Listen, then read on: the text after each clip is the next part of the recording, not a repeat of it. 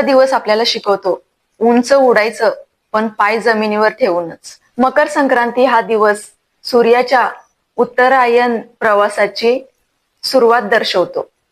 म्हणजेच सूर्य मकर राशीत प्रवेश करतो आणि दिवस मोठे होऊ लागतात.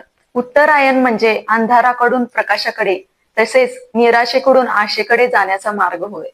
मकर संक्रांती हा सण शेतकऱ्यांसाठी खूपच महत्वाचा सण आहे. या सणाला नवीन पिकं घरी येतात, तसेच शेतकऱ्याच्या कष्टाला फळ मिळालेलं असतं. निसर्ग, पृथ्वी, सूर्य, वारा या सगळ्यांप्रती कृतज्ञता व्यक्त करण्याचा हा सण आहे.